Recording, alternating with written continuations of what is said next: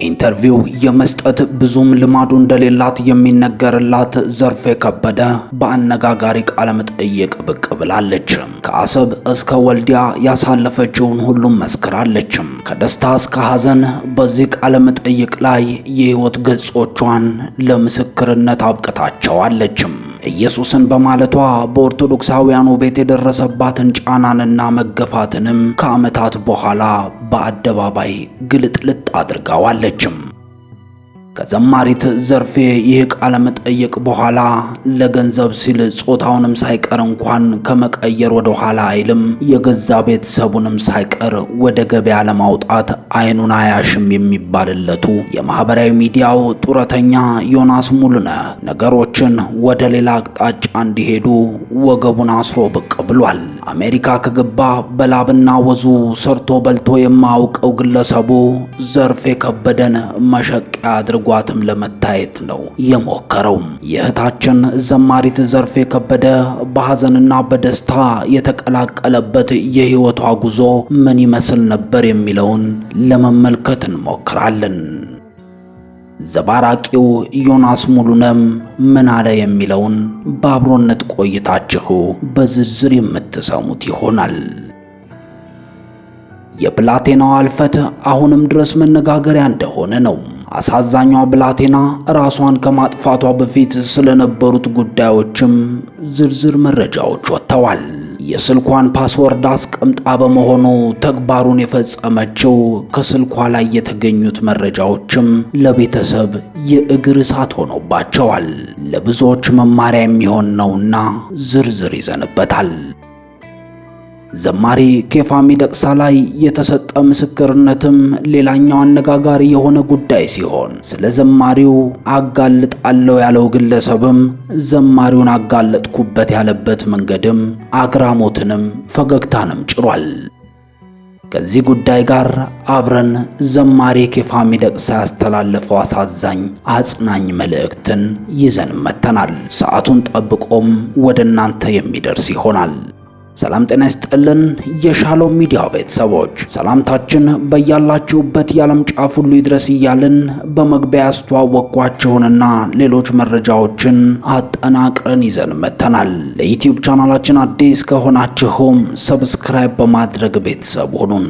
ሐሳብ አስተያየቶቻችሁንም በኮመንት መስጫው ላይ አስቀምጡልን።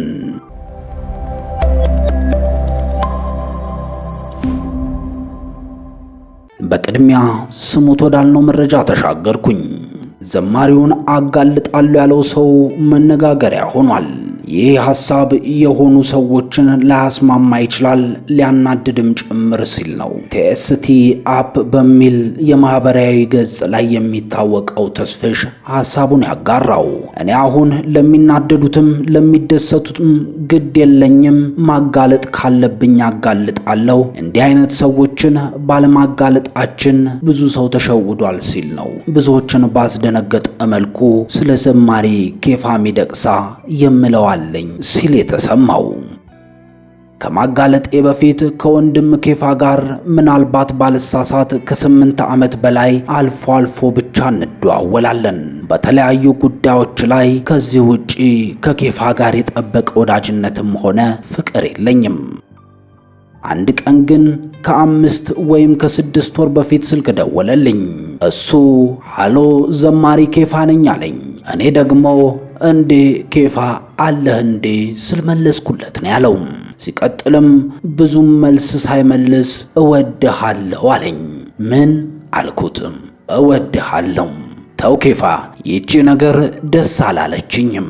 ምን ፈልገህ ነው? ጌታ በሚያውቀው ከልቤ እወድሃለሁ የድጋሚ መልሱ ነበር። በጭራሽ ይሄ ሌላ ዓላማ አለው አልኩት ይላል ተስፍሽም። ኬፋ ሲቀጥልም ከልቤ ነው፣ ጌታን በጣም ወድሃለሁ። ኬፋ ባክህ ምንም አልጣመኝም፣ አሁንም ደግሞ እወድሃለሁ አለኝ። ግዴለም ያጠፋሁት ካለ ምከረኝ፣ በጭራሽ በቃ እንደምወድ ልነግር ነው። እኔ ልመነህ ወይ ብዬ ጠየቅኩትም። አዎ መነኝ፣ ምንም ዓላማ የለውም፣ እወድሃለሁ ሲል ደገመልኝ። እኔ ኬፋ ከልቤ ነው የምልህ፣ ምንም አልጣመኝም። እሱ ተስፍሽ ምንም የምልህ ነገር የለም፣ በቃ እወድሃለሁ። እኔ ደግሜ ጠየቅኩት፣ ልመንህ? እሱ መለሰም አዎ አለኝ። ይሄም ብሎኝ ስልኩን ዘጋው። ከዚህ በፊት ስንደዋወል ሰላምታ ሰጥቶኝ የሚፈልገውን ነገር ብቻ ጠይቆኝ ማብራራት ያለብኝን አብራርቼ በሚገርም ፍቅር አውርተን እንለያይ ነበር። አሁን ግን ደውሎ እንደሚወደኝ ብቻ አውርቶ ስልክ መዝጋቱ ከልቤ ገርሞኝ ብቻ ዝም አልኩኝ። ኬፋ ብዙዎች ዘንድ የሚወደድ በሚችለው አቅም ሁሉ ያከበረውን አምላኩን ለማክበር ከፍ አድርጎ ለማሳየት የሚለፋ መንፈሱ እጅግ ደስ የሚል የሚወደድ ወንድም ነው። እንደ ሁላችንም የራሱ ድካም ቢኖርበትም ከብዙ ምርጥ ሰዎች መካከል ኬፋ ለእግዚአብሔርም ለሰውም እጅግ የታመነ መልካም ልብ ያለው ሰው ነው ሲል ተስፍሽ ምስክርነቱን ይገልጣል። ሲጋለጥ ግን ይላል ርዕሱ መልሶ ሐሳቡን ሲቀጥል፣ አሁን ግን የማጋልጠው በማስረጃ ነው። ኬፋ ማለት ተደብቆ በድብቅ ሰው የሚረዳ የተቸገረ ያጣ ሰው ካየ ማለፍ የማይችል ከራሱ ይልቅ በመስጠት ብኩን የሆነ ስስት የማያውቅ ሲሰጥም ሆነ ከሰጠ በኋላ እወቁልኝ ብሎ ከበሮ የማያስመታም እጅግ ሲበዛ ለጋስ ሰው መሆኑን ስንቶቻችሁ ታውቃላችሁ? ይህንን ድብቅ ለጋስነት ማጋለጥ ግድ ነው ይላል ተስፍሽም።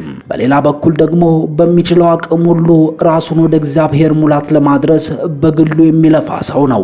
ከበሮ ማስመታት ወይም ጋጋታ አይፈልግም እንጂ ኬፋ ጸልዮላቸው መልስ የተመለሰላቸው ብዙ የተከናወነላቸው ሰዎች መኖራቸውንስ ታውቃላችሁ ሲል ይጠይቃል። አሁን የግብዝነት ቃል እንዳይሆንብኝ እንጂ ለዚህ ብዙ ምስክሮች ማምጣት እችላለሁ። ኬፋ እንደ ሌሎቹ ሰዎች መሸንገል አይችልም፣ ሸንግሎም አያውቅም። የተሰማውን ፊት ለፊት በፍቅር ይናገራል። የማይመቸው ካለ ከእርሱ አንግል ሳይሆን ነገሩን ከእግዚአብሔር ቃልና ከመንፈስ ቅዱስ አንግል አይቶ ይናገራል።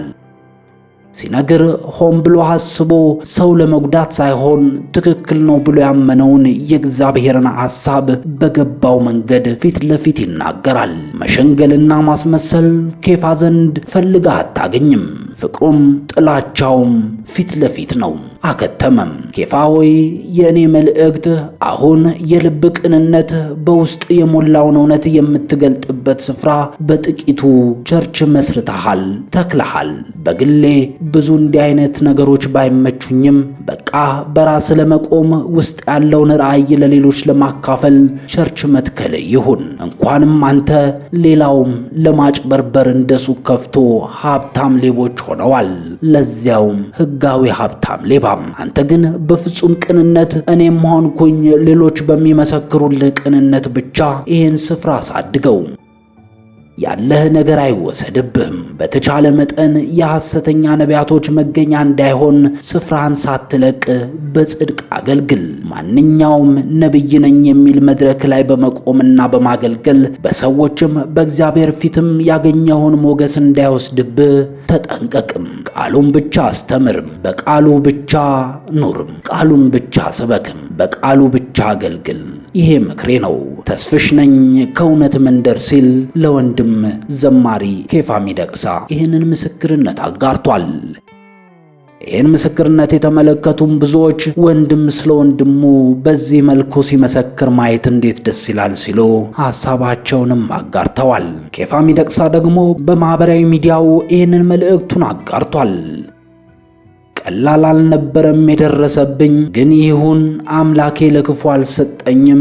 ንፋሱም ነፈሰ ጎርፉም መታው ቤቴን፣ ግን አልነቀለውም ስር መሰረቴን የሚለውን ዝማሬውን አስታውሶ ኖርዌይ ኦፕሬሽን አድርጌ በተኛውበት የምወደውን የታናሽ ወንድሜን ሞት እዛው መኝታ ላይ በተረዳውበት ወቅት የጻፍኩት መዝሙር ነው ሲል በትውስታ ወደ ኋላ መለስ ብሎ መልእክቱን አጋርቷል። ወደ ሌላኛውና የሰሙትን ሁሉ ወደ ሐዘን የከተተው መልእክት እንሻገርም። ፊዮሬላ ነብዩ የ13 ዓመት ታዳጊ ነበረችም። ጥር 4 ለምታከብረው ልደቷ ዝግጅቱ ተጠናቋል። አሜሪካም እንዲከበር ነበር የታቀደው። ልደቷን ከወንድሟና ከእህቶቿ ጋር ለማክበር ወደ ዩናይትድ ስቴትስ ለመጓዝ በዝግጅትም ላይ ነበረችም።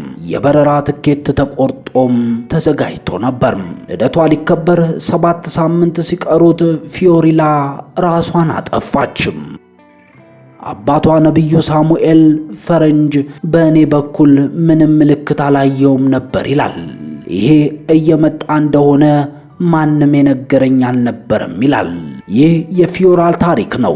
የፍቅር የማይታይ ህመም፣ የጥቃትና እየጨመረ የመጣ ቀውስ ታሪክም።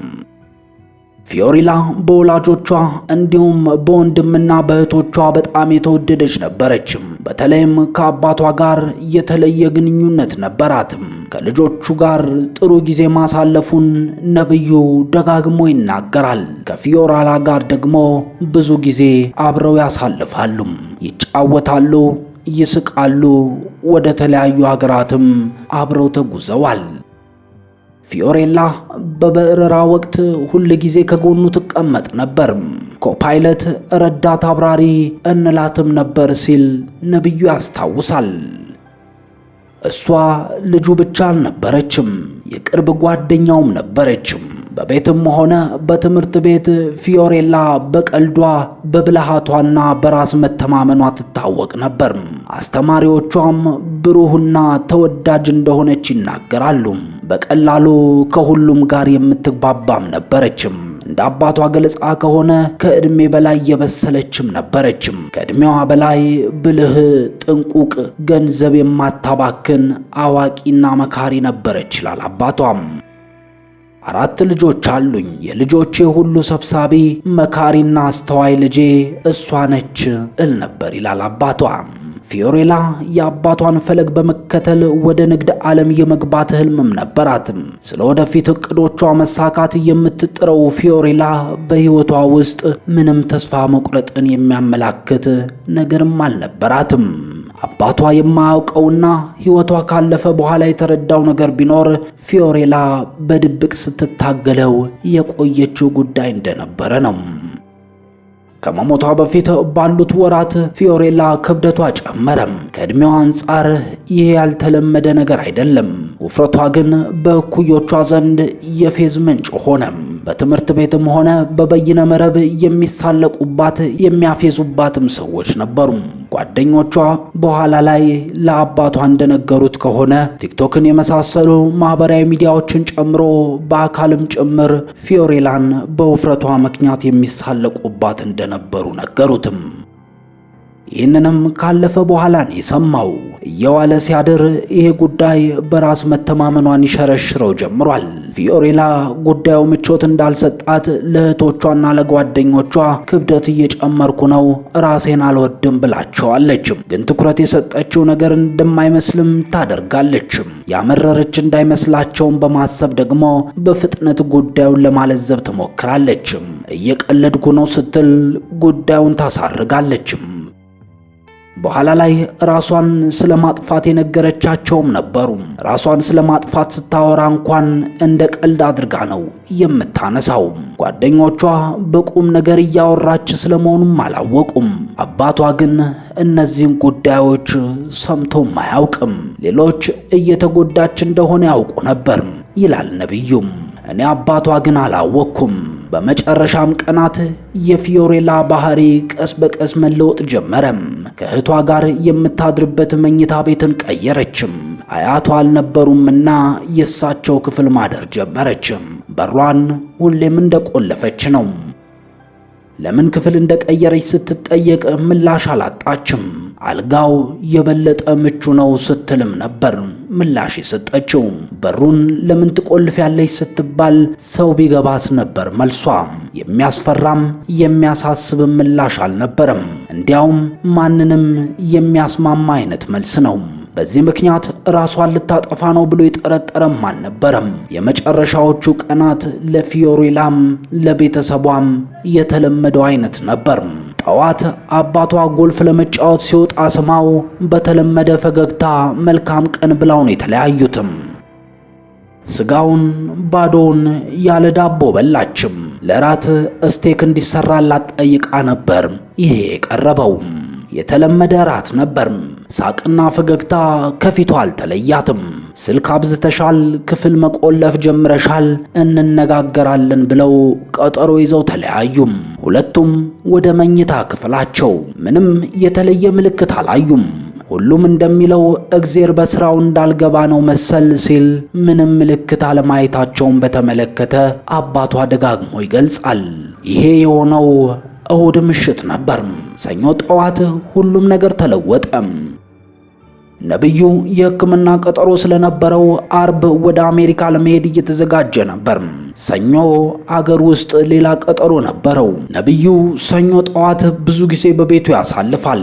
ዛሬ የተለየ ያደረገው ነገር ቀድሞ መነሳቱ ብቻ ነው። ፊዮሬላ ግን እንደተለመደው በማለዳ አልነቃችም።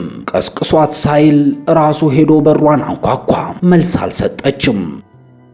በማላቀው ምክንያት ሰውነቴ ትንሽ ተረበሸ ይላል ነብዩም። አንደኛው በር በመዘጋቱና ምላሽ በማጣቱ የክፍሉ ሌላ በር ተጠቅሞ ገባም። ፊዮሬላ ራሷን አጥፍታለችም። ተሰቅላ ነው ልጅ ያለፈችው ይላል አባትም። ቤተሰብ ተሰበሰበም። ሐኪምና አምቡላንስ ተጠራም። ፊዮሬላ ወደ ሆስፒታል ተወሰደችም። ግን ዘግይተው ነበርም። ፊዮሬላ 10 ደብዳቤዎችን ጽፋ ነበር። ደብዳቤዎቹ ለወላጆቿ፣ ለእህትና ለወንድሟ እንዲሁም ለጓደኞቿ የተጻፉ ናቸው። በጥንቃቄ የተጻፉት ደብዳቤዎች ተጣጥፈው ከቴሌቪዥን አጠገብ ተቀምጠው ነው ያገኙትም። አባት አቶ ነብዩም አንዱ ለራሱ ለአባቷ የተጻፈ ነው። አባቴ ሁሉንም ነገር ሰጥታ አሳድገኸኛል። ደስተኛ ነበርኩ። በዚህ ምድር ላይ ያላየሁት ነገር የለም። ሁሉንም አይቻለሁ። ምንም አዲስ ነገር የለም። ራስ ወዳድ በመሆኔ ይቅርታ አድርግልኝ። ጥሩ ቦታ ስለሚሄድ ለኔ ደስተኛ ሁን። ፊዮሬላ ለዘላለም ትኑር ስትል ነበር ደብዳቤዋን ጽፋ ያስቀመጠችው ለወላጅ አባቷም። አባቷ ደብዳቤውን አንብቦ ሲጨርስ አንዴ ጥያቄ ይመላለስበት ጀመር። በብዙዎች እየተወደደች ደስተኛ ልጅ እንዴት እንዲህ ልትወስን ቻለች የሚል ነበር ጥያቄው። የስልኳን ፓስወርድም አስቀምጣው ነበር ያለፈችው። ከጓደኛዋ ጋር ስለ ጉዳዩ መነጋገሯ ከስልኳ ለማወቅ ቻለም። ተማሪዋ አያት አድርጊ ብላ እሷን ፈጣሪ ረድቷት ስታድን፣ ልጄ ግን ቆራጥና ደፋር ስለሆነች ወስኛለሁ፣ እዚህ ምድር ላይ ምንም አልፈልግም፣ ወደ ተሻለ ቦታ ነው የሚሄደው ብላ እንደዛ ነው ያረፈችው ብሏል ነብዩም። የፊዮሬላን ህልፈተ ህይወት ተከትሎ ነብዩ በርካታ ተመሳሳይ ታሪኮችን መስማት ጀምሯል።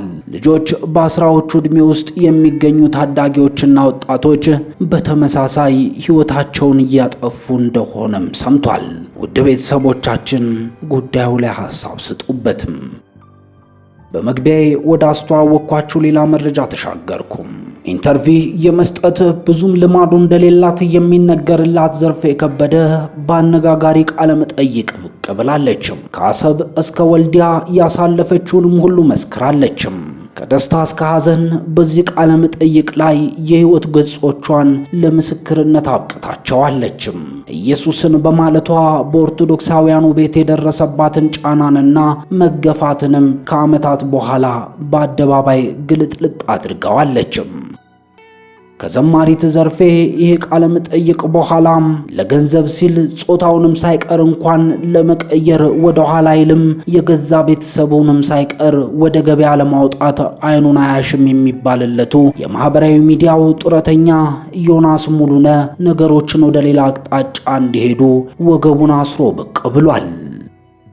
እስቲ የተናገረውን አድምጠን እንመለስም።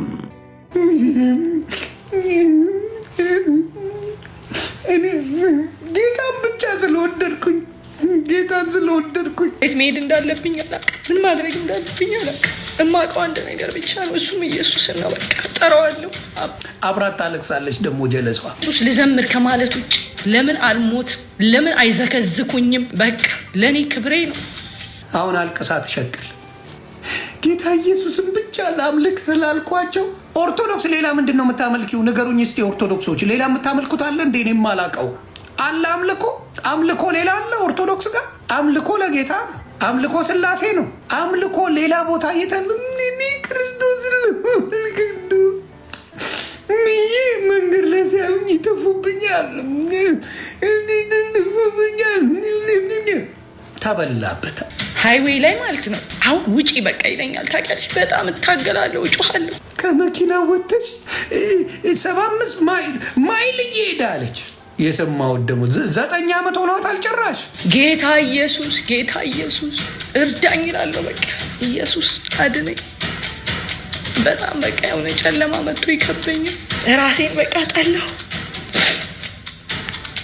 አንድ ጊዜም ደግሞ እንደዚሁ ቤት ሆኜ በቃ መስታወቱን ነቅለሽ ኤላሽ ላይ ምንም አጠቅሚም ነው በቃ የሚለኝ ሰይጣን። በዚህ ደግሞ የሚታይ እጅ አለ እንዳልኩሽ፣ ምድረ በዳ ላይ ብቻዬን ወዴት መሄድ እንዳለብኝ አላውቅም፣ ምን ማድረግ እንዳለብኝ አላውቅም።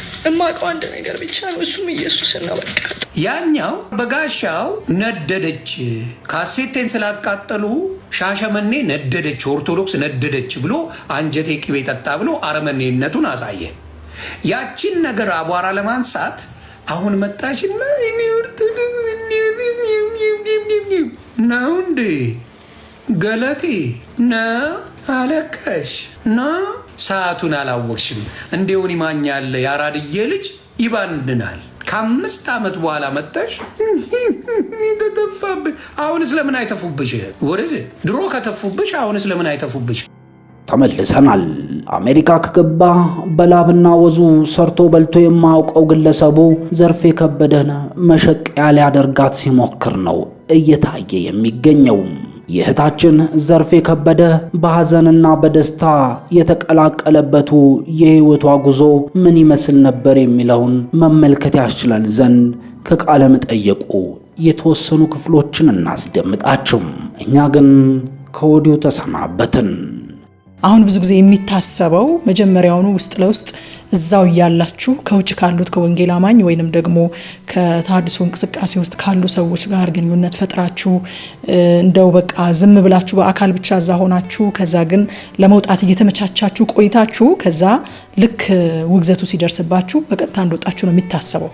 እስከ ውግዘቱ ድረስ አንቺ ምንም አይነት ግንኙነት አልነበረሽም? የመውጣትም አላማ አልነበረሽም? እኔ አልነበረኝም እውነት ለመናገር ምንም። ይሄ አሁን ከፕሮቴስታንት ጋር ያሉ ሰዎች ወንጌል እንዲህ ነው የመዳን መንገድ ይሄ ነው ብሎ የነገረኝ ሰው የለም። አየሽ፣ ግን ይሄ መጽሐፍ ቅዱስ መንፈስ ቅዱስ ግን በቃ አይኔን ስላበራልኝ ነው ጥያቄም የጀመርኩት እና ውሸት ነው። እኛ ከዚህም በፊት የሚያገለግሉ አገልጋዮች አብረውን የነበሩም ሰዎች ያውቃሉ። ጭራሽ ምንም አይነት ስትራቴጂ ያልነበረን ኦርቶዶክስን ቤተክርስቲያን በሌላ ነገር የማናስብ ማለት እነሱ እንደሚሉት በቃ ህዝቡን አውጥቶ ጴንጤ ለማድረግ የተለያየ ፈጽሞ እንደዛ አይነት ነገር ሐሳቤ ያልነበረን በጣም በቀንነትና በፍቅር ኦርቶዶክስ ቤተክርስቲያንን የምናገለግል በጣም ዋጋ የምንከፍል ልጆች ነው የነበረው እና ይሄ ከእውነት የራቀ ነው። የነበሩ ሰዎችም ደግሞ ያውቃሉ። ምንም አይነት ስትራቴጂ የለም፣ የምንገናኘውም ጴንጤም ሰው የለም። ግን መጽሐፍ ቅዱስ ይሄው በመንፈስ ቅዱስ አማካኝነት እውነቱን ለኔ አብርቷል። እና እኔ እንደዛ አይነት ሙቭመንት እኛ ግሩፕ ውስጥ እንዲህ አድርገን እንደዚህ የሚባል ነገር ሰምቼም አይቼም አላውቅም። እንደውም አንዳንድ ሰዎች በቃ ገንዘብ ሁሉ ተሰጥቷቸው እየተደጎሙ ምናምን የሚል ሐሳብ አለ። እሱ ሁሉ ውሸት ነው። ፈጽሞ እንደዚህ አይነት ነገር አልነበረ። በተወገዝሽበት ሰዓት እንደው ምን ይመስል ነበረ? ምን አይነት ስሜት ውስጥ ነበርሽ? መልስ ሰጥተሽ ነበረ ወይንስ እንዴት ነበረ? ያው እንዳልኩሽ ኦፊሻሊ ያላወገዙኝም እንጂ ከቤተ ክርስቲያን አግደውኝ ነበር። መጀመሪያ በቃ የማገለግልባቸውን ቦታዎች እያጠበቡ የሆነ ቦታ ስገኝ የሆነ በቃ ጦርነት እየተነሳ ለምን ጸብ ይነሳል። ከዛ የማገለግልባቸውን እየጠበቡ መተው ነበር። ስለዚህ እኔ ምን አደረኩኝ? በቃ እኔ በቃ አልቋል ማለት ነው ያልኩት። እግዚአብሔር የሚፈልገኝ የአገልግሎት ጊዜና ዘመኔ እዚህ ድረስ ነበር ማለት ነው አልኩኝና ወደ ስራ ነው የገባሁት። አሜሪካን ሀገር ሲልቨር ስፕሪንግ አካባቢ ነበር የምኖረው። ኡበሬን እሰራለሁ ማለት ነው። ኡበር እሰራለሁ፣ ቤት ገባለሁ። ለምን ወደ ፕሮቴስታንት አልሄድኩም? ጋፕ በጣም ነበር በዛ መሃል። እኔ ግን በቃ አልቋል፣ በኦርቶዶክስ ቤተክርስቲያን ያለኝ አገልግሎት እግዚአብሔር እዚህ ድረስ ነበር የፈለገኝ ማለት ነው ብዬ ስራዬን እየሰራው እንደማንኛውም ሰው ለመኖር የኡበር ስራ ውስጥ ገባው ማለት ነው። እና ኡበር እየሰራው ነው። አንድ ወዳጄ ከዳላስ ቴክሳስ ደውሎ እንኳን ደስ ያለሽ አለኝ ማለት ነው።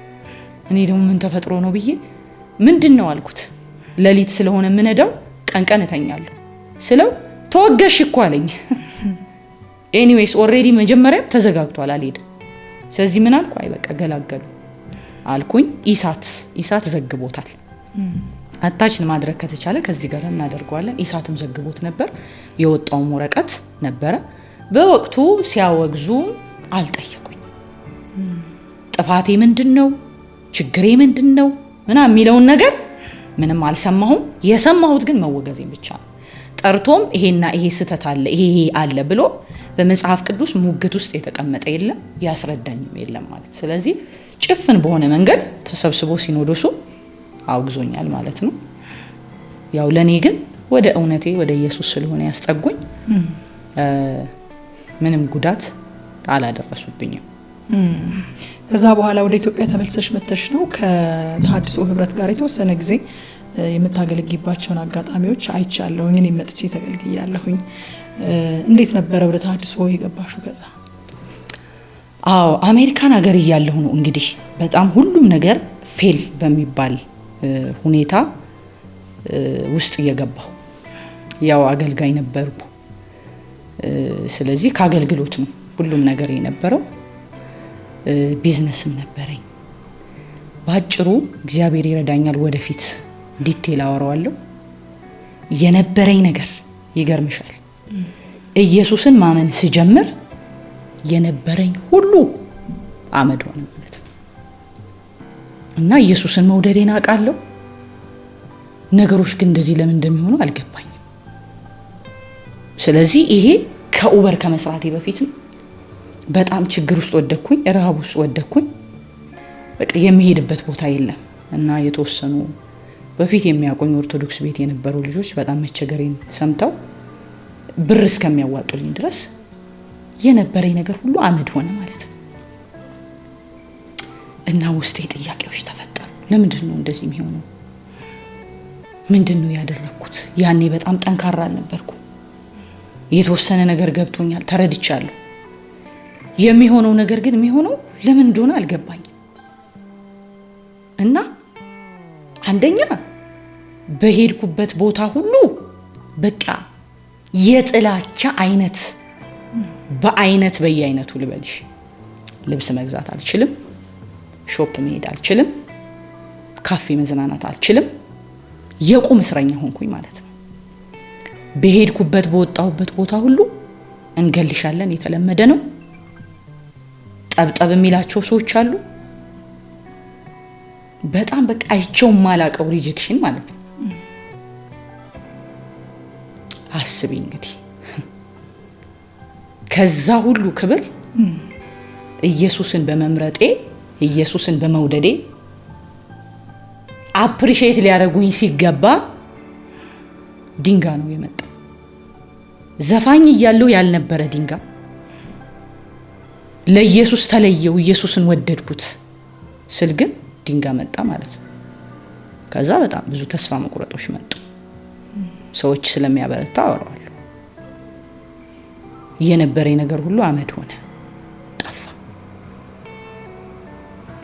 ተስፋ ቆረጥኩኝ፣ በጣም ተስፋ ቆረጥኩ። በቃ ኢየሱስን እንደምወደው አውቃለሁ፣ ግን ብዙ ያልገቡኝ ነገሮች ስለነበሩ ወዴት መሄድ እንዳለብኝ አላውቅም። ስለዚህ በጣም ብዙ ጊዜ ራሴን ለማጥፋት በቃ ሰይጣን ምንድነው የሚለኝ መሰለሽ? ልክ ሊተራሊ በጆሮ ይመጣል። ይኸው ምንም እኮ አጠቅሚኝ ነው። ይሄ ሁሉ የሚወድሽ ህዝብ አይፈልግሽም። የነበረሽ የኔ የምትዩ ነገር ሁሉ አመድ ሆኗል። ስለዚህ ለምን አትሞችም ይለኛል። ታውቂያለሽ? ልክ በአካል መጥቶ ማለት ነው። ባይዞች ሰይጣን ማለት ነው ሲመጣ ሪያሊቲ ነገር ይዞ ነው የመጣው። ኢየሱስንም ማቴዎስ 4 ላይ በሪያሊቲ ነገር ነው ሊጥለው የመጣው ማለት ነው። እውነቱ ዞር ብዬ ሳይ ያ ሁሉ ሪጀክሽን፣ ያ ሁሉ ድንጋይ ዘወር ብዬ ወደዚህ ሳይ ሁሉም ነገር አመድ የሆነበት ጊዜ ነበር። ስለዚህ በቃ እውነቱን ነው ሰይጣን ብሞት ነው ይሻለኝ። ስለዚህ በተደጋጋሚ ራሴን ለማጥፋት ብዙ ሞክር ነበር። ለምሳሌ አሜሪካን ሀገር ሰነድ በጣም በቃ ግልጽ የሆነ ድምጽ ሃይዌይ ላይ ማለት ነው 70 ነው እንግዲህ አስቢ፣ ሃይዌይ ላይ የምትነጁ ዝም ብሎም አይደለም እንደኛ ሀገር ስፒድ አይደለም። አሁን ውጪ በቃ ይለኛል ታውቂያለሽ። በጣም እታገላለሁ፣ እጮሃለሁ፣ ጌታ ኢየሱስ እርዳኝ እላለሁ። በቃ ምን እንደማደርግ አላውቅም። እንግዲህ ይሄ ትራንዚሽኑ ላይ ነው አስቢ። ከዛም ወጥቼ ተወግዤ ብቻዬን ነው ያለሁት። እዚህ ያለው አካባቢም ገና ጆይን ስላላረኩ አያውቀኝ፣ ብቻዬን እና ጮሃለሁ፣ ኢየሱስ አድነኝ። በጣም በቃ የሆነ ጨለማ መጥቶ ይከበኛል። ራሴን በቃ ጠላሁ። አንድ ጊዜም ደግሞ እንደዚሁ ቤት ሆኜ በቃ መስታወቱን ነቅለሽ ኤላሽ ላይ ምንም አጠቅሚም ነው በቃ የሚለኝ ሰይጣን። ሁል ጊዜ ራሴን እንደማልጠቅም እንደማረባ አስባለሁ። በዚህ ደግሞ የሚታይ እጅ አለ እንዳልኩሽ፣ ምድረ በዳ ላይ ብቻዬን ወዴት መሄድ እንዳለብኝ አላውቅም፣ ምን ማድረግ እንዳለብኝ አላውቅም። እማውቀው አንድ ነገር ብቻ ነው፣ እሱም ኢየሱስን ነው። በቃ ጠራዋለሁ፣ አባ እባክህ እርዳኝ። ምን ማድረግ እንዳለብኝ ወዴት መሄድ እንዳለብኝ አላውቅም። የሪጀክሽን ማት እውነቴን ነው የምልሽ። እና ኢየሱስ ለካ በኋላ ኢየሱስ ከኔ ጋር ያዛምደዋል ማለት ነው ይሄንን ሪጀክሽን። እንደዚህ ነው እኮ ሪጀክት ያደረግሽኝ፣ ሰው ሁሉ እኔን እንደዚህ ነው ሪጀክት ያደረገኝ ነኝ። ወይኔ እንደዚህ ነው ሪጀክት አድርጌ ኖርኩት። አልሰማ ብዬ፣ አላዳምጥ ብዬ፣ አልረዳ ብዬ። ወይኔ ኢየሱስ ያማል እኮ ሪጀክሽን ያማል። እሱ ላይ የነበረውን ሪጀክሽን እኔ ላይ ሳየው ይበልጥ ኢየሱስን እየቀረብኩት፣ ይበልጥ ኢየሱስን እየወደድኩት። በዚህ ሰልፉ አለ፣ በዚህ መከራው አለ፣ በዚህ አለመብላቱ አለ፣ በዚህ ውጣ ውረዱ አለ፣ በዚህ ጥላቻው አለ። ግን ኢየሱስ ወደ ራሱ እያስቀረበኝ እያስጠጋኝ በምድረ በዳ ባብላታለሁ አይደል የሚለው እያባበለኝ እኔም ሳልሞት ሰይጣንም ያሰበው ሳይሳካለት። ምክንያቱም ሰይጣን ያውቃል፣ አስቀድሞ ምን ሆነውን ያውቃል። እኔ እግዚአብሔር ለዚህ አገልግሎት እንደጠራኝ አላወኩም። በቃ የኔ መጨረሻ ይሄ ነው። ራሴን ጠላሁት። ምንድነው ያደረኩት? ምን አደረኩ? ኢየሱስን ከመውደድ ውጭ፣ ለኢየሱስ ልዘምር ከማለት ውጭ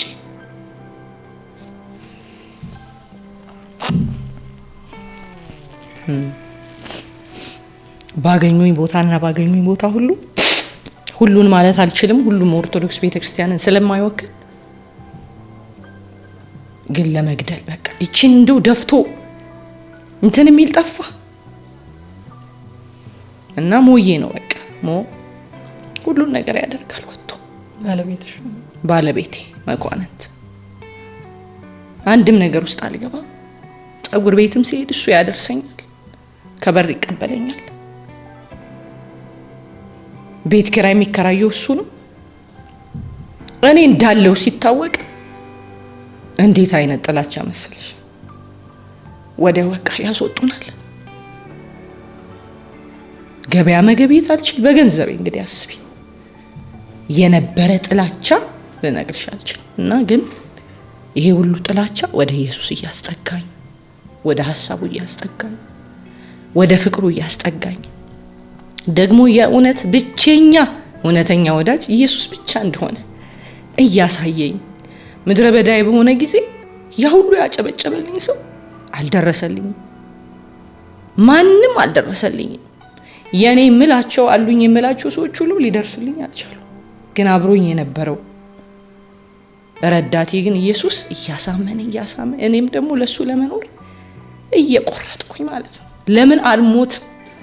ለምን አይዘከዝኩኝም? በቃ ለኔ ክብሬ ነው ኢየሱስ።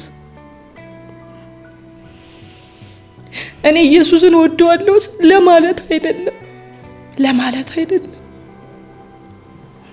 እዛ ድረስ ጥርሴን ነክሼ ወደፊት ሄድኩ ማለት ነው። ሄድኩኝ። ለምን የፈለገ ነገር አይመጣም? ለምን አትገሉኝም? ኢየሱስማ ጌታ ነው። በሱ ጉዳይ ወደ ኋላ አይደለም። ምንም ሊፈጠር ይችላል ብዬ የገባኝን እውነት ጥርሴን ነክሼ በከፍታም በዝቅታም ውስጥ ከዛ በቃ እስቲ ወደ ኢትዮጵያ ልሂድ። በዚህ ሁሉ ምድረ በዳ የሰበሰብኳቸው መዝሙሮችም ነበሩ።